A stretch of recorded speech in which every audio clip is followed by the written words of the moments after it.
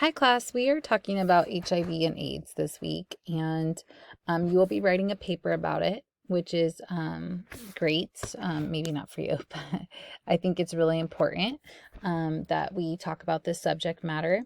I believe you still have to take the HIV and AIDS class. I believe that's still a class you have to take. Back when I was in your shoes, I had to take a class. We watched this really great um, HBO like it was like a docu series, but about like how the AIDS epidemic um, came about and what went on during that time, and just like what we didn't know and how people were afraid of it.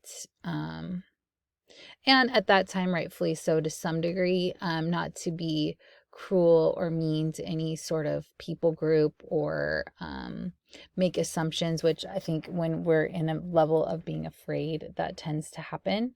And so a lot of people in the homosexual community were scrutinized and discriminated against, which wasn't right, because AIDS comes a lot of different ways. We know it is transmitted. Yes, it can be transmitted sexually. It can be transmitted through blood, which could be drug use. At the time when all this kind of started coming out, it was transmitted through transfusions. Um, and so that back then there wasn't a screening for it. And so we had some famous people who actually came forward as being HIV positive from blood transfusions. Um, so it was a very scary time because no one really knew a lot about HIV and AIDS. One of the biggest moments, if you remember, I remember being young when this all happened, but was when Magic Johnson came out saying he was HIV positive. And so I remember that was a big deal, because sometimes we glamorize certain kinds of behavior, um, being maybe a guy who can get all the women or a woman who could get all the guys or things of that nature. And there is consequences for high risk sexual behavior. And that especially is having sex without protection. Um, we know obviously sex without protection could lead to pregnancy, but what's even scarier is it could lead to lifelong chronic illness and or at that time death. And so some things we have to talk about as clinicians is one, we're going to encounter possibly people who are HIV positive and have AIDS. And so that is something to be aware of, that could be a population that you may work with. I one time had a really great student in my class, and she worked with the HIV AIDS population. She shared a lot about what she learned during that time. It was very eye-opening because even though I am a professor, I can learn a lot from you all. And she was sharing just about the confidentiality, what she could see and what these people were learning as they worked through their diagnosis and things of that nature. And so there's a lot of ethical considerations when talking about AIDS. I pulled up this article. This is one of your articles that could help you write your paper. Um, just because it can bring up a lot of feelings. Some people have very strong feelings about maybe needing to report someone and or they should turn someone in the police or things of that nature. um there can be a lot of shame associated with the diagnosis of HIV and or AIDS. And so as clinicians, we need to be very aware and sensitive on how we talk about such subjects, because you don't know what your client is dealing with and what they've told you and what they haven't told you. Some people are very embarrassed when it comes to sexually transmitted infections, I should say. I keep saying disease because that was the old word, but it's STIs now. Some people are very embarrassed and ashamed, um, and they have a really hard time talking to others about it. And you don't want to be a person that contributes to that shame or embarrassment. It is our job as clinicians to be kind, to be open-minded, to listen, and to not be judgmental. Most people don't need another judgmental person in their life. Otherwise, they would probably go talk to someone other than a therapist. So we just have to be mindful of the words we use and we say, um, and how we when a client comes to us and says that they have this condition, how we respond. What's the look on our face? How is our body language? Do we feel uncomfortable? I'm not saying that can't be overwhelming, maybe, but it's something to be mindful of, how we receive information that's hard or maybe not within our own life experience, right? Something about HIV and AIDS is, one, we can't get it from a handshake or hug. I mean, I know this sounds like maybe very naive, but hey, not everybody knows a lot about it. And I'm just saying, like, these are things like basic human contact. You're not going to contract the illness, like the disease, right? It is now not considered a life-threatening disease. It's now seen as something that is treatable because of science and medicine and all the research that they can do certain things to help keep the virus levels low, which would make a person seem like they don't have the virus. So that affects obviously their relationships and things of that nature. Many years ago, we didn't have those options. When AIDS first was introduced, the HIV virus, there weren't those options. And so it was, there was children born with HIV. There was just a lot going on. So now there's options, but those medications are expensive. And that's where, like, it might be good for your tool belt to know what AIDS resources, HIV resources are out there. Because it's sometimes hard to get medications. It's expensive. I mean, of course, Magic Johnson has all the latest things, but he's Magic Johnson. Not everyone has Magic Johnson's budget. So there are things out there for patients to get support. And so even if you don't know that in the moment, but tell them you'll do your research to kind of help them find support, that would be good.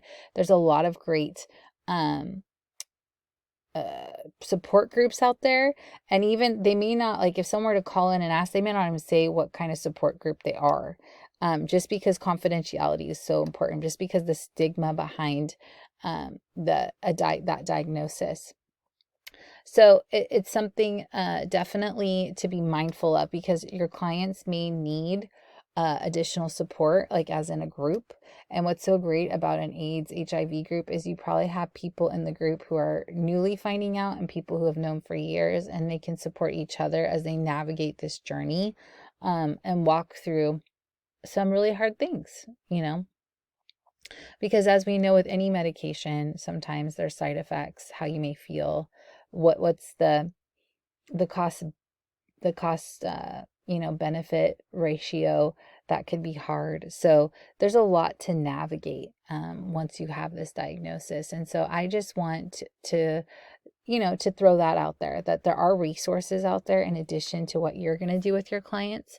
Why I chose this article is it has to do a bit with our discussion board and the paper and things of that nature. Is there some legal ethical things, right? And someone may say, oh, just because someone is having sex with someone and they're purposely knowing that they have AIDS, or they know they have AIDS and they haven't told anybody, or HIV, I should say, do we need to report them?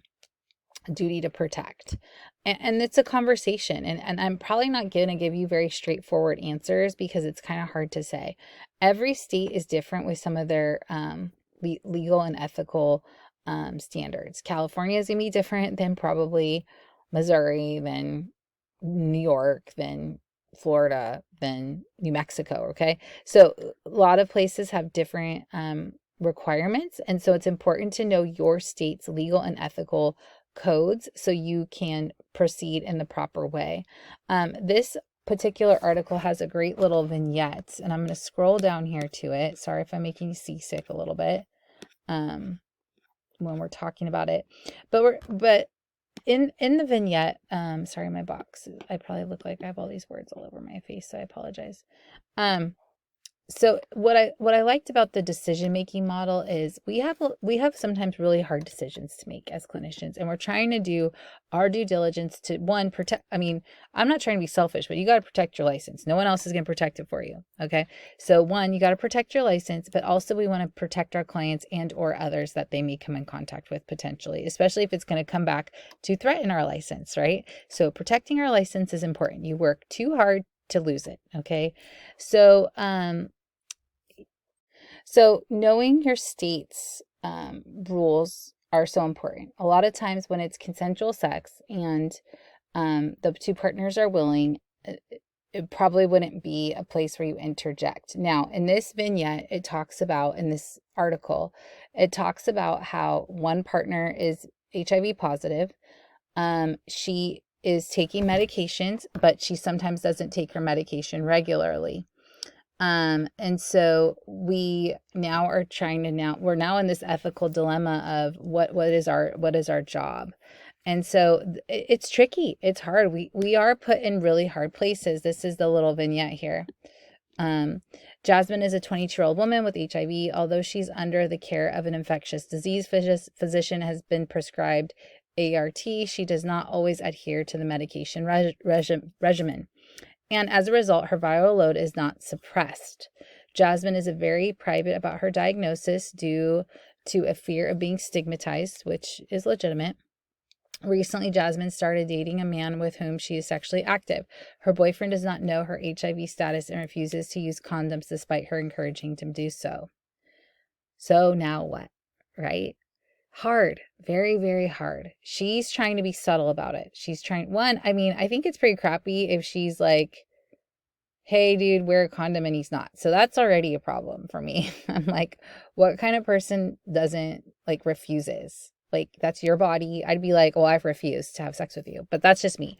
Because that's, like, disrespectful if someone's asking you of something. Anyways, that's a whole other issue. Sorry. I don't want to get off topic here. But she's trying to be subtle about it, right? Because she's embarrassed and shamed. She's worried to be stigmatized. I have a lot of clients who even have, sexually transmitted infections such as herpes, and they feel very embarrassed to be like every partner that they potentially could get with. They have to tell them that. And that's like a really hard thing. And someone could choose not to date you because of that. And that is really scary, especially if you really love someone and you care for them. And I know maybe from a very black and white perspective, it could be, well, that's your problem. Like, you got it. You deal with it. Sure. I mean, yeah, we could be that way, but that is not as easy as life goes. Some people have mental health issues, right? They have like bipolar, or they have they struggle with depression or whatever. It's hard to be like, hi, I'm Tony and I have bipolar. That's hard. That's hard on a Hinge dating site, right? Like, as a lot of people date nowadays. It's really, really hard. And so until you can take a moment and take a step back and go, by the grace of God, there go I. Like, what would I do if I was Jasmine, right? Do I meet a person and say, hey, I'm Jasmine and I have HIV? Maybe you would do that. Maybe you would. Maybe some of you would be like, that'd be really hard. I think it would be really hard because I think you would feel maybe like it limits you. I'm not saying what Jasmine is doing is right, but she's trying to be subtle and trying to get her partner to be cooperative, and he's not. So she might already have a problem with picking people to date. But anyways, and yeah. So it's for us as clinicians, we're trying to figure out harm. And so, it's the risk factors for HIV transmission include the fact that Jasmine's viral load is not suppressed because she doesn't take her meds as regularly as she should. And as the result of poor ART adherence, that she engages in condomless sexual intercourse. So we have to look at the ethical standards of our state. In this case, confidentiality is primary ethical concern, right? Because we don't want to break confidentiality potentially for Jasmine.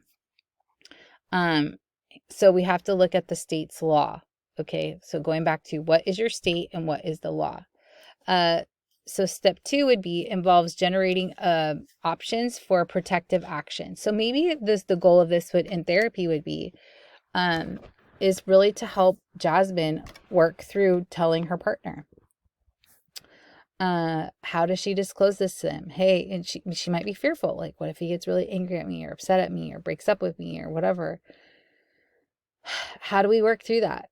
How do we navigate that? Maybe we sit down and have the boyfriend come into session and we disclose it there so it's a safe environment. How do we help her tell him? Do we contact the public health department? That might be based on your state. Maybe that's not something you do in California, but that might be something you do somewhere else. How do we get him to know what his options are if he chooses to come in and now he's fearful for his own safety as regards to maybe the disease transmitting. You know, work with the client to encourage her to prep the boyfriend to be able to talk to him about it, and then figure out what steps are if he wants to stay in the relationship now that he knows the information. Because in the sense he's not being able to make decisions based on the full deck of cards, right? He's making them on what he knows, which, I mean, that's kind of on him, but at the same time, he didn't know the full deck. So we're trying to navigate, there's a level of like distrust possibly, right? And so he may, if he had known the information, he may not have bothered him, but now knowing the information, he probably is going to feel betrayed and lied to. So it's trying to navigate that. But as clinicians, we're trying to deal with like our moral and ethical responsibility, right? And sometimes that's hard. Sometimes we have to do things where we don't do it because the issue is the confidentiality, and that's more of a priority, or sometimes we do it regardless of the confidentiality. And so that's why you all are so lucky, because you're going to start out with supervision, and you're going to be a trainee, and then you're going to be something called an associate, and you will have a supervisor, and your job of your supervisor is to help you with these paths, right?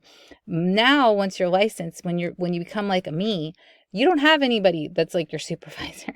I mean, maybe you will. I mean, I work on my own, but maybe you will, and maybe you'll work for a company, or you'll work for like a hospital system or something where you will have a manager or a supervisor, but not everybody will. And so it's important that you have people that you can, like a colleague you could run ideas by. We can call CAMP. If you're a CAMP member, that's California Marriage and Family Therapists. They always have an attorney you can talk to, and you can kind of process what the best next steps are. Because one, again, we don't want to lose our license, and two, we want to do what's right, not only by our client, but potentially others that could be harmed. Now, this is really hard stuff. And for some of you, it's like, how can I live with myself with decisions I have to make? There's some things in therapy where, maybe it's a marriage that's fallen apart, and I don't think they should get divorced, but I don't have the control to not make it happen. I try my best. I do all the things I can do, but if the couple makes that decision, the couple makes that decision. There's nothing else I can do. And I try to do my best to be a light that shines in that room. But at the end of the day, people are going to do what they want to do. We just have to do what we have to do. And I know that's not super clear, but I think it's one of those things that, like, even with CPS reporting, or, reporting to Child Protective Services, sometimes you'll hear a situation and you'll be like, that's not abuse. But maybe according to Child Protective Services, it is. But the people, you understand the circumstance, all those things. But you could understand and not know some deeper issue, right? And so you have to report. Like, it's not our job to investigate. It's not our job to be judge and jury. It's our job to do our job, which is to do our due diligence, right? In these situations, it's a little different because we're dealing with adults. And so with adults, assuming it's consensual and all those things. Now, if you had a client who was purposely going out and purposely like, I want to give people AIDS, like, that looks different than this situation. Okay. And you might say, how so? Well, the intent is different. So again, that's where we got to explore what's going on here in these these aren't every situation. You're going to have patients come in that potentially have HIV or AIDS, and this is not going to be the situation. There could be relationship situations. There could be family situations. There could be trying to figure out, how do I live a fulfilling life, knowing that this is my struggle that I deal with, and you might work with a lot of people walking that. This is the extreme, but it is things to think about, because there's a lot of different areas where we're going to be challenged because of our own moral compass, even though we hold the role of a marriage and family therapist or a licensed professional counselor, things and so on and so forth, So I hope this is helpful for you. The articles are great. I know that there's probably a lot to read and look at, but this is the first one. I think it's a good one. It's pretty it's a pretty decent, easy read. I hope you're all well. You have a paper due this week. I know I'll be getting on to grading your week 3 discussion boards. I appreciated your week 2, great information on arousal disorders and so on and so forth. So yeah, I hope you all well. Thank you.